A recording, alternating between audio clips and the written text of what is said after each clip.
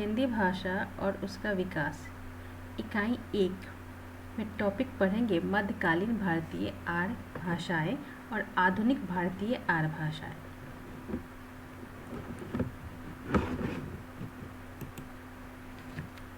सबसे पहले पढ़ते हैं हिंदी का उद्भव। भारत में आर्यों का आगमन 1500 ईस्वी पूर्व के आसपास पश्चिम एवं पश्चिमोत्तर सीमा से हुआ तथा पूर्ववर्ती आर्य मध्य प्रदेश में आ बसे। भारत में वेदों की रचना 2000 ईस्वी पूर्व से लेकर 1500 ईस्वी पूर्व के बीच में हुई।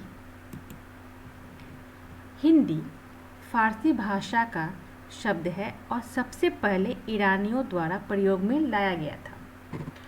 आर्य सबसे पहले पंजाब में बसे। उनकी प्रमुख भाषा संस्कृत थी। उर्दू तुर्की भाषा का शब्द है।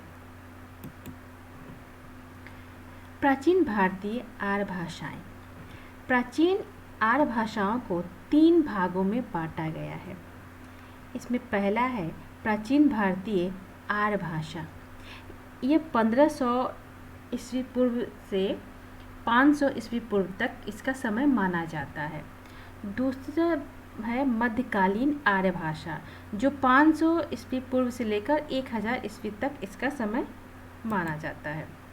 और तीसरा है आधुनिक आर्य भाषा, जो 1000 ईस्वी से अब तक माना जाता है, जिसका समय माना जाता है। प्राचीन भारतीय आर्य भाषा जो संस्कृत थी, जिसका समय 1500 से लेकर 500 ईस्वी पूर्व है।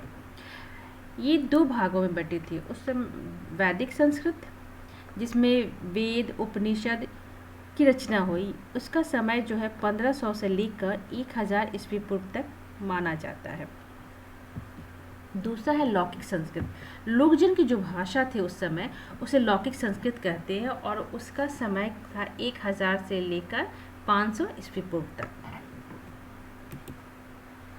मध्यकालीन आर्य भाषाएं, जिनका समय 500 ईस्वी पूर्व से लेकर 1000 ईस्वी तक था।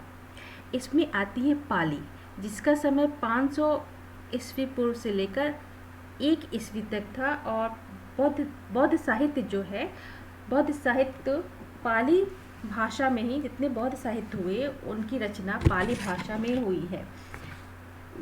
जैसे सुत्त पिटक, विनय पिटक, अधिधम पिटक, ये जो बौद्ध साहित्य है इनकी रचना पाली भाषा में हुई है। दूसरा है प्राकृत, जिसका समय 1 ईस्वी से लेकर 500 ईस्वी तक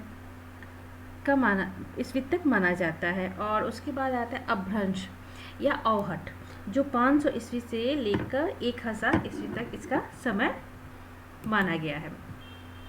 फिर आती है आधुनिक आर्य भाषा, जो 1000 ईस्वी से लेकर अब तक जो हिंदी आधुनिक आर्य भाषाओं का समय माना जाता है। इसमें प्राचीन हिंदी, इसको भी 3 भागों में बांटा गया। आधुनिक आर्य भाषा को भी 3 भागों में बांट दिया गया। प्राचीन हिंदी, जिसका समय 1100 ईस्वी से लेकर 1400 ईस्वी तक के समय को हम प्राचीन हिंदी का समय मानते हैं। दूसरे है मध्यकालीन हिंदी, जो 1400 ईस्वी से लेकर 1850 ईस्वी तक है। और तीसरी है आधुनिक हिंदी, जो 1850 ईस्वी से लेकर अब तक का जो समय है वो आधुनिक हिंदी का है। आगे के वीडियो में हम हिंदी का भौगोलिक विस्तार और हिंदी की उपभाषाएं के बारे में पढ़ेंगे।